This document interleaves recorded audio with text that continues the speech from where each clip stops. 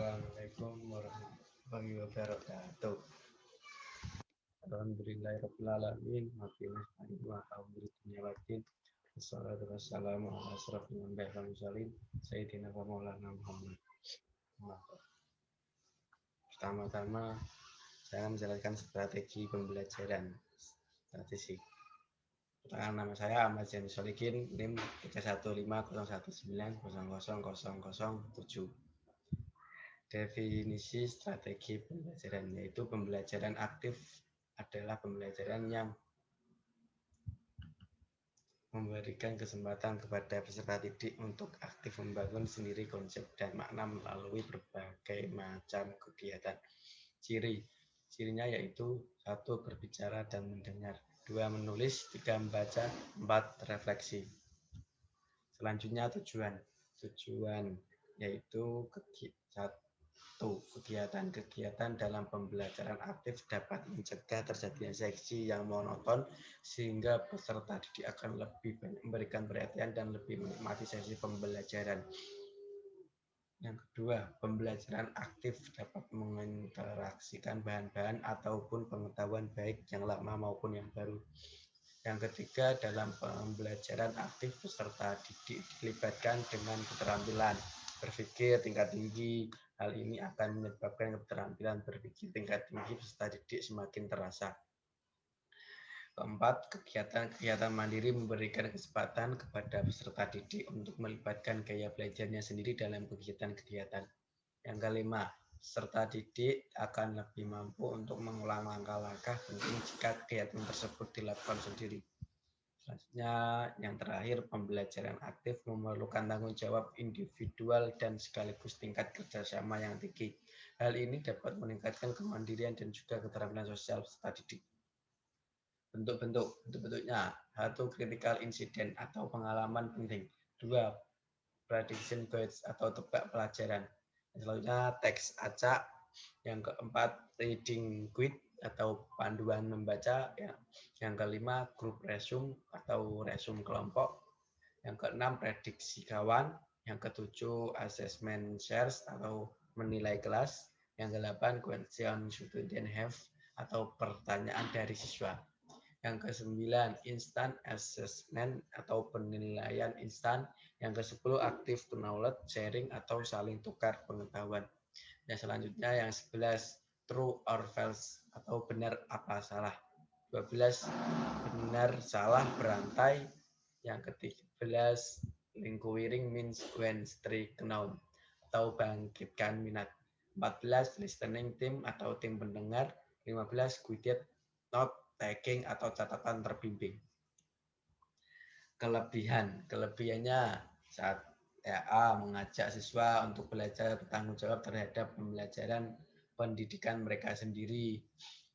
Yang B. Meningkatkan minat dan tantangan bagi guru karena mereka akan banyak belajar pula mengenai hal-hal baru dan mereka tak sekedar bergantung pada metode ceramah serta tak jarang mereka harus berimprovisasi secara kreatif. Yang C. Kelas yang berukuran besar dengan jumlah siswa yang banyak dapat lebih dipersonalisasikan dengan belajar atau bekerja secara berpasangan. Melalui pembelajaran aktif, guru atau bahkan siswa lain dapat memodelkan berbagai macam teknik pemecahan masalah yang efektif kepada siswa. Kemudian mengembangkan sistem dukungan sosial kepada siswa. Kekurangannya, 1. Keterbatasan waktu, 2. Kemungkinan bertambahnya waktu untuk persiapan, yang ketiga ukuran kelas yang besar, 4. Keterbatasan materi, peralatan, dan sumber daya, yang kelima risiko penerapan active learning.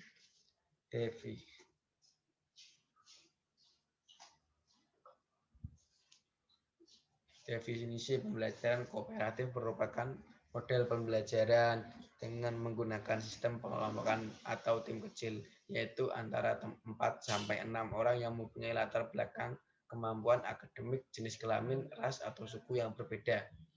Sistem penilaian dilakukan terhadap kelompok. Setiap kelompok akan memperoleh penghargaan atau reward jika kelompok mampu menunjukkan prestasi yang dipersyaratkan. Dengan demikian, setiap anggota kelompok akan mempunyai ketergantungan positif. Ketergantungan semacam itulah yang selanjutnya akan memunculkan tanggung jawab individu terhadap kelompok dan keterampilan interpersonal dari setiap anggota kelompok. Setiap individu akan saling membantu. Mereka akan mempunyai motivasi untuk berhasil kelompok, sehingga setiap individu akan memiliki kesempatan yang sama untuk memberikan kontribusi demi keberhasilan kelompok. Karakteristik itu ada banyak. Di sini dijelaskan ada 4. 1. Pembelajaran secara tim. 2. Didasarkan pada manajemen kooperatif. 3. Kemauan untuk belajar kerjasama. Yang keempat, keterampilan bekerjasama. Tujuannya itu ada 6. 1. Untuk mengenalkan kepada setiap anggota kelompok bertanggung jawab atas segala sesuatu yang dikerjakan dalam kelompoknya.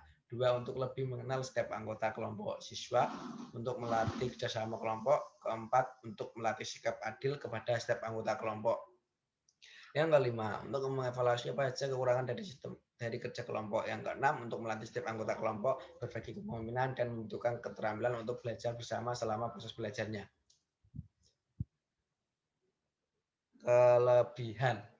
Kelebihan ada 1, 2, 3, 4, 5, 6, 7.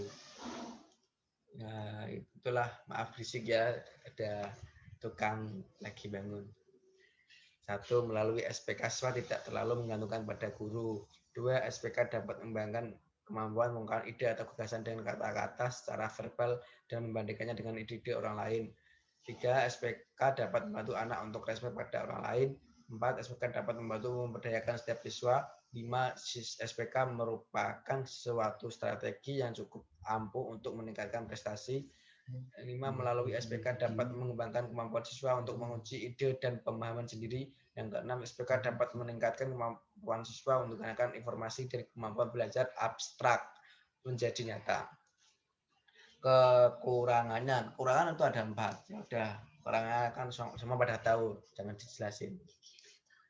Yang selanjutnya, strategi pembelajaran konseptual. Definisinya, salah satu bentuk strategi pembelajaran yang menekankan pada proses siswa secara penuh untuk dapat menemukan materi yang dipelajari dan menghubungkannya dengan situasi kehidupan nyata sehingga mendorong siswa didik untuk dapat menerapkannya dalam kehidupan mereka. Karakteristik ada 3, prinsip kesaling bergantungan, prinsip diferensiasi, dan prinsip pengaturan diri.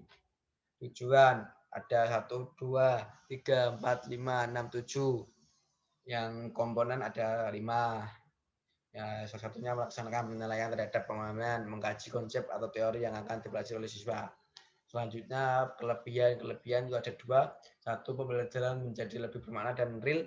2. Pembelajaran lebih produktif dan mampu menemukan pengetahuan konsep kepada siswa karena metode pembelajaran CTL menganut aliran konstruktivisme. Kekurangannya yaitu ada 2. 1. Guru lebih inisiatif dalam membimbing, karena dalam metode CTL guru tidak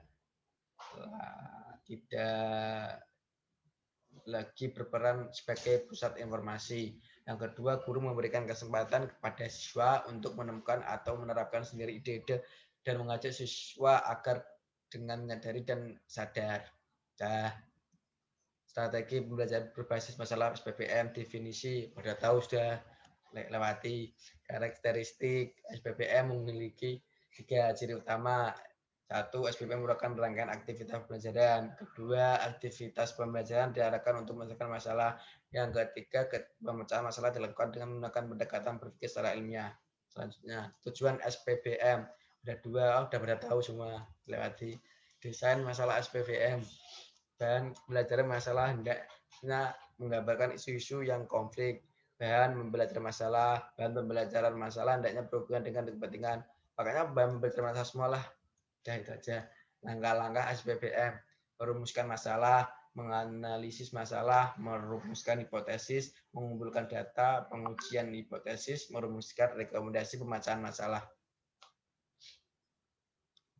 Kelebihannya yaitu ada 1, 2, 3, 4, 5. Ya, lebihnya salah satunya pemecahan masalah dianggap lebih menyenangkan dan disukai siswa. Rata-rata begitu. Udah kekurangan sekarang.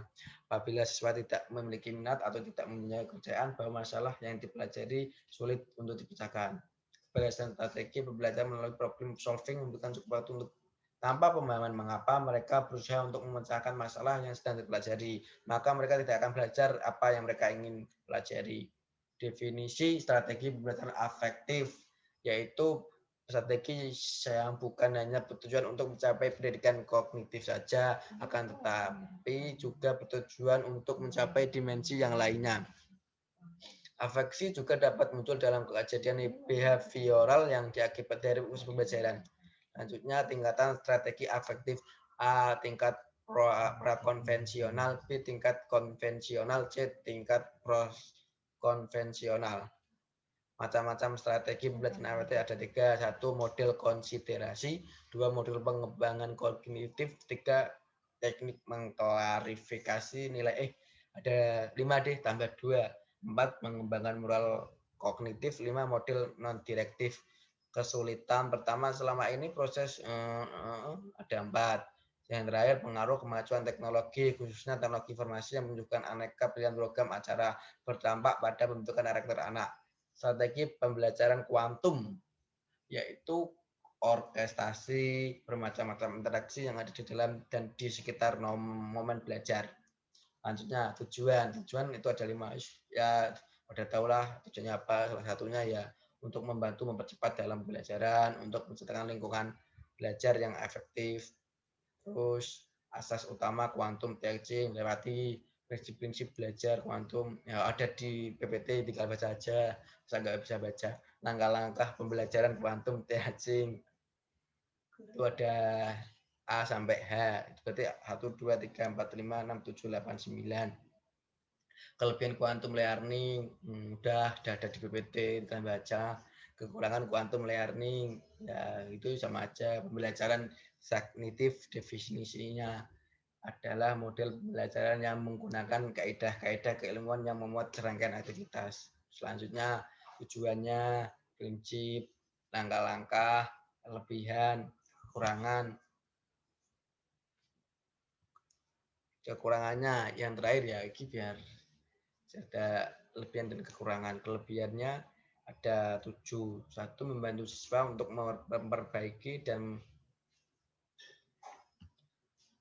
2, pengetahuan yang diperoleh melalui model ini sangat ampuh. 3, menimbulkan rasa senang pada siswa. 4, menyebabkan siswa mengarahkan kegiatan belajarnya sendiri. 5, membantu siswa berkuat konsep dirinya. 6, berpusat pada siswa dan guru. Berperan sama-sama aktif mengeluarkan gagasan-gagasan. 7, mendorong siswa berpikir dan bekerja atas inisiatif sendiri. Kekurangannya ada 5. 1, menimbulkan asumsi bahwa ada kesiapan pikiran. 2, tidak efisien. Yang 3, harapan-harapan yang terkandung dalam model ini dapat buyar berhadapan dengan siswa dan guru yang telah terbiasa dengan cara-cara belajar yang lama. Yang keempat, pengajaran discovery lebih cocok untuk mengembangkan pemahaman, sedangkan aspek konsep, keterampilan, dan emosi secara keseluruhan kurang mendapat perhatian. Yang terakhir, tidak menyediakan kesempatan untuk berpikir yang akan ditemukan. Udah itu aja, cukup sekian. Apabila ada kesalahan untuk berkaca, kami mohon maaf yang sebesar-besarnya. Kalau ada pertanyaan, ya bisa tanya. Wassalamualaikum warahmatullahi wabarakatuh. Wih.